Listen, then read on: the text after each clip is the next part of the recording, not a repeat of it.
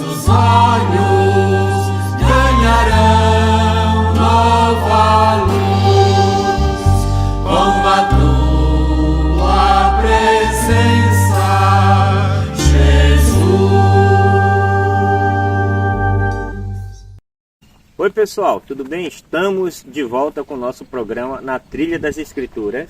Na beira do rio, não é o Rio Jordão, não é o Rio Abaeté. Muito bem, Shalom! Shalom! Muito bem, e hoje nós vamos então, depois de um tempinho, né, sem aparecer por aqui, nós vamos trabalhar, né, a continuidade de Mateus, né, correto. Do livro de O Mateus. evangelho do próximo domingo, do domingo 25, é o evangelho do capítulo 20, do primeiro versículo ao versículo 16, Muito que bem. termina com aquela famosa frase: os primeiros serão Últimos, e os últimos. primeiros. Muito bem. Então, Ângelo, seguindo a mesma dinâmica de sempre, eu vou lendo e você vai fazendo Pois a os seus provoca. comentários, as suas provocações Comentários bíblicas. provocativos. Muito bem. Então, Mateus, capítulo 20, versículos de 1 a 16. Peguem na sua caneta, se você achar oportuno, e procurem riscar. Não tenha medo de riscar, porque você não risca no Evangelho. Riscam o papel onde a palavra está escrita. Porque é muita palavrinha. Não tenha medo de riscar com delicadeza. Muito bem. Vou ler. De fato, Em efeito, outro elemento. A partir do capítulo 20, Jesus narra 3 ou 4 parábolas, todas elas de peso, que já preparam o discurso dos últimos tempos. O grande discurso das 10 virgens é o grande discurso chamado de juízo universal. Tive fome, me deste de comer. Tive sede, me deste de beber. Capítulo 25. Hoje é a primeira parábola que se coloca nesta linha. muito bem. Então, vamos lá. De fato, o reino do céu é como um patrão que saiu de madrugada para contratar trabalhadores para a sua vinha. Oh, vem cá. Olha que interessante. Até, na verdade, até dá para não concordar. Jesus usa a parábola patrão. Mas será que Deus é patrão? O problema não é se Deus é ou não é patrão. É que Jesus usa situações da vida ordinária do tempo dele para falar do reino do Pai. E então os exemplos são todos exemplos da vida ordinária. E nesta vida ordinária nós podemos ter uma ideia de como era a vida social e trabalhadora daquele tempo. Muito bem. Vamos para o versículo 2. Combinou com os trabalhadores uma moeda de prata por dia. Uma moeda de prata. Tu lembra que no último evangelho nós encontramos aqueles 2 servidores, que um devia 10.000 talentos, 164 toneladas de ouro, e outro devia 100 moedas de prata. E tu lembra aquela viúva lá no templo, que Jesus ficou olhando? Ela tinha 2 moedas de prata. O que é moeda de prata? Era naquele tempo a diária. Muito bem. E os mandou para a vinha. Às 9 horas da manhã, o patrão saiu de novo, viu outros que estavam desocupados na praça e lhes disse: vão vocês também para a minha vinha, e eu lhes pagarei o que for justo. E eles foram. O patrão saiu de novo ao meio-dia e às 3 horas da tarde, e fez a mesma coisa. Para um instante, rapidamente para entender. O Gilberto está falando de 3 da tarde, 9 da manhã. Na verdade, em tempos romanos, era 6 horas a hora primeira, 9 horas a hora terceira, meio-dia a hora sexta, depois 3 da tarde, que é a hora que Jesus morre, e a hora nona, de 3 em 3 horas. depois das 3 da tarde, um dia terminava às 6 da tarde, porque naquele tempo o relógio solar não funcionava de noite, então só tinha o relógio do dia, da luz do sol. Então nós estamos vendo esta maneira, este jeito. O que faz Jesus? Mesmo assim, ele não sai mais uma vez às 5 da tarde, na última hora, disponível para o trabalho. Muito bem. Saindo outra vez pelas 5 horas da tarde, Que era a 11ª hora. e encontrou outros que estavam na praça e lhes disse: por que vocês estão aí o dia inteiro desocupados? Eles responderam: porque ninguém nos contratou. O patrão disse: vão vocês também para a minha vinha. Quando chegou a tarde, o patrão disse ao administrador: chame os trabalhadores e pague uma diária a todos. Comece pelos últimos e termine pelos primeiros. Chegaram aqueles que tinham sido contratados. Para um instante. Agora vamos encontrar uma coisa interessante. Olhem bem, este patrão, ele está interessado a convidar todo mundo a trabalhar. Ele não solta palavrão dizendo preguiçoso para cá. Pergunta, por que vocês estão até agora? Pergunta o porquê não estão trabalhando. Não é um tal de patrão agressivo que se acha o dono do pedaço. Por quê? Não estão trabalhando? Então venham comigo. É uma valorização, um respeito da pessoa que infelizmente não conseguiu trabalho desde o começo. Este já nos dá um toque. Este patrão não é o que daqueles patrões do Império Romano. Já tem um jeito do patrão Pai, Deus. Muito bem.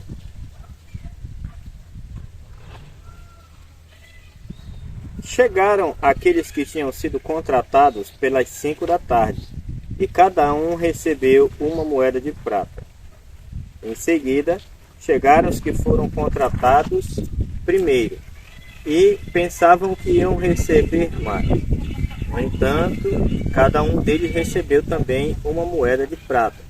Ao receberem o pagamento, começaram a resmungar contra o patrão. Vamos ver, continua. Olha que interessante. Agora, Esses últimos- a conclusão. Esses últimos trabalharam 1 hora só, e tu igualaste a nós, que suportamos o cansaço e o calor do dia inteiro. Tu reparaste, o patrão não diminuiu o valor do trabalho deles, enquanto eles mesmos agora querem dar uma aula de moral ao patrão. Olha que interessante a inversão do comportamento. Não é o patrão que é Deus, que é opressor. É até o próprio operário que se acha injustiçado. Continua. Muito bem. E o patrão disse a um deles: amigo, eu não fui injusto com você. Não combinamos uma moeda de prata? Tome o que é seu e volte para casa. Eu quero dar também a esse que foi contratado por último o mesmo que dei a você. Por acaso não tenho o direito de fazer o que eu quero com aquilo que me pertence? Agora sim, você percebe, iniciou com uma palavra muito boa, amigo. Mas mesmo chamando de amigo, não deixa de chamar a atenção dele. Ele está agindo de coração, não está simplesmente explorando. Deu o prometido, uma prata, uma moeda de prata, que era diária daquela época. Ou você está com ciúme, porque estou sendo generoso. Assim, os últimos serão os primeiros, e os primeiros serão os últimos. Gilberto, palavra de Salvação. glória a vós, Senhor. Agora eu vou te fazer uma pergunta. Se eu souber, Agora escuta esta frase final. Para quem é referida esta frase final? Que não faz parte do discurso do patrão, digamos assim, mas que é o comentário de Jesus. Os últimos serão os primeiros e os primeiros serão os últimos. Jesus está falando de quem? Da tua opinião. Na minha opinião, Aham. eu prefiro ouvir o que você tem para me falar. Ah, você me pegou. Pode Diga, falar. mas diga. É. Olha, eu acho assim que Jesus está falando muito sobre a forma do comportamento, talvez, de querer sempre estar por primeiro. Alguma coisa ele fala também no sentido, lá no outro momento, quando Tá alguém certo. quer os primeiros lugares. É, talvez também nisso, mas está falando outra coisa, porque depois disso os judeus ficam pé da vida, porque eles entenderam, eles foram chamados por Deus desde Abraão, na primeira hora do dia, no capítulo 12 de Gênesis, eles são o povo eleito. E eles recebem o prometido. A promessa é cumprida. Jesus nasceu no meio do povo judeu. Agora, como o próprio Jesus fala, os pagãos, os pecadores, as prostitutas, não somente também foram chamados. E muitos deles, os que tiveram fé e agiram de acordo com a fé, foram trabalhar na vinha, eles também recebem a mesma moeda. Então, mais do que uma moral desse comportamental, é uma moral social. O povo de Deus, os chamados desde o Antigo Testamento e os chamados pagãos. Porque nós também cristãos gostamos de falar, os pagãos, nós somos cristãos, desta igreja ou da outra igreja, mas nós pensamos que temos um privilégio. Me parece que Jesus nos fala, vocês foram chamados primeiros, mas parece que melhor responde não são os primeiros. São os que vos dizem que são os últimos, os excluídos, os sujos, os corruptos, os infiéis. Estes infiéis, quando chamados, aceitam a palavra de Deus bem mais e bem melhor do que os primeiros. Isso mesmo. Entendi. Olha, talvez se fosse eu para falar, como eu fiquei em dúvida, eu não falaria tão bem. Então, Jesus também provoca os judeus, né? Exato, provoca os judeus naquele tempo, que se achavam os donos da verdade, mas provoca a nós, batizados no batismo de Jesus, porque muitos de nós, ou nós mesmos, nos achamos melhores dos sujos, dos apóstolos pescadores, da prostituta, do fariseu ou do publicano. Ângelo, vou lhe falar uma coisa aqui, você me orienta, comenta se existe, né? Se tem algo a ver. Eu vejo assim que Jesus, para os judeus, né, os fariseus, aqueles grupos ali, né, tinham o poder. Jesus, ele nunca lançou palavras dele mesmo, né, algo que ele inventou na cabeça dele. Ele sempre tocava na ferida deles mesmos, nos seus modos de agir, querendo ser melhor do que os outros, querendo se colocar em primeiro lugar, querendo os melhores lugares. Defendiu essa lei de serem puros e outros impuros. Vou te dizer outra coisa. O judaísmo, que é aquela doutrina que os judeus elaboraram depois, na volta de Babilônia, o judaísmo chegou não somente a se considerar um povo eleito, mas chegou até legislar o que tinha que fazer. Eram 613 mandamentos. Independente do que você pensasse ou fizesse, se você obedecia à lei dos 603 mandamentos, você era salvo. É por isso que Paulo, na carta dele, fala claro: vocês não são salvos pela observância da lei. Não é a lei que salva. O que salva é a fé Mas que tipo de fé? Uma fé só intelectual? Uma fé filosófica? Não, a fé do amor. Porque Deus não é um Deus filosófico, nem existencialista. Deus é um Deus para. Então, este é importante, fundamental. Não é a lei que salva, não é o cumprimento da lei, como faziam os doutores da lei, os fariseus, cumpriam a lei. Mas não é o cumprimento da lei, é a relação de humanidade, humana, de amor, que Deus tem conosco. Ele é o Deus da promessa. Mas agora, em Jesus Cristo, não é Deus da promessa, é o Deus do amor. Então, quem vive só de promessa e só de cumprir a lei, nunca será um dos primeiros no reino do céu. Muito bem. Tu acha? Acho sim. Eu concordo com você. E agora? Diga lá uma tua conclusão. Eu sei que agora será que agora eu devo sempre ser lá na fila do banco ou da farmácia o último para ser o primeiro? Não. Bom, esta coisa aqui é questão de tempo. Procura chegar antes para não perder muito tempo. Né? Aí eu vejo também, aqui já trazendo para a nossa realidade também, esses nossos irmãos e irmãs, hein, Ângelo, que precisam de ajuda médica, saúde, e madrugam. Dormem nas portas das instituições para serem os primeiros. É interessante o que tu falas, porque você está aplicando não somente o comportamento individual, mas o comportamento social. Ainda tem muitos últimos no nosso povo que continuam últimos, e eles também são amados por Deus, mas o nosso jeito de organizar a sociedade econômica, cultural e até política, muitas vezes é longe do povo de Deus. Olha, basta dar uma volta agora nesse período final do mês, ali na Caixa Econômica, né?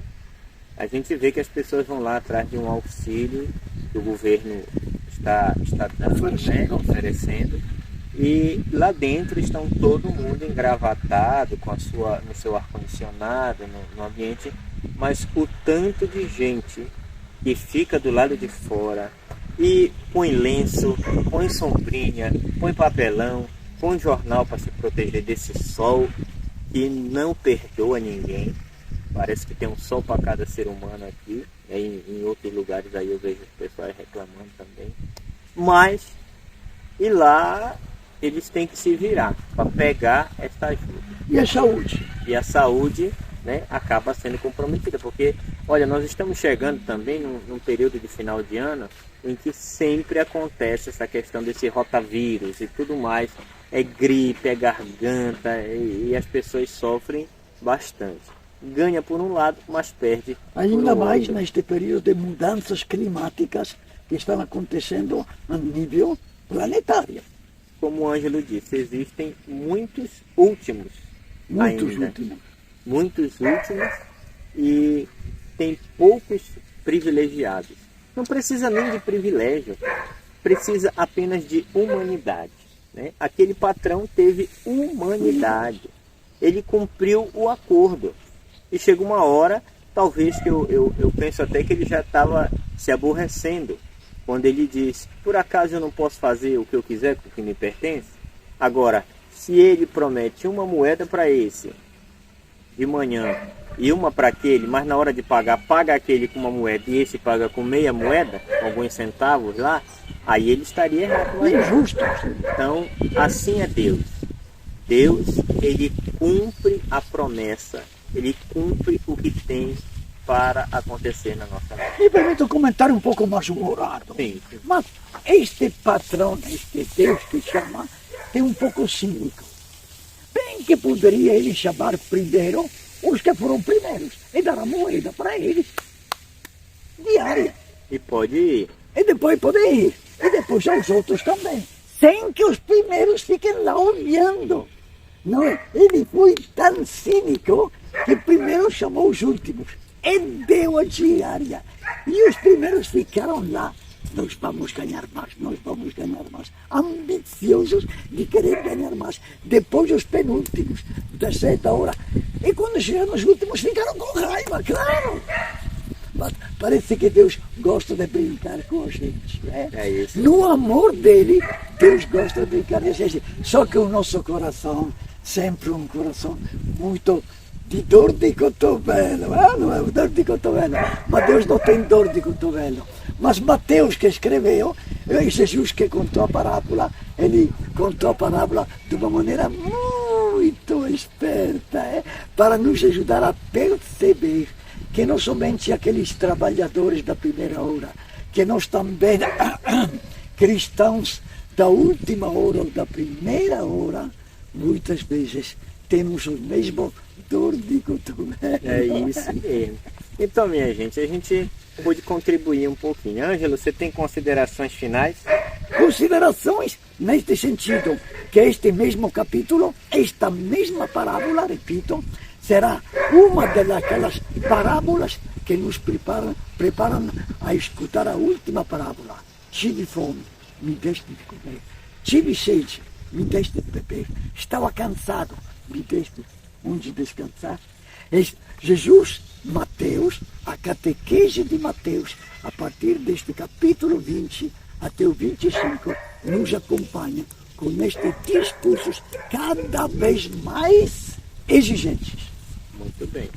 Então, essa foi a nossa participação na sua vida, na sua caminhada. Não esqueça de compartilhar, de curtir o vídeo, para que a gente possa chegar até mais pessoas.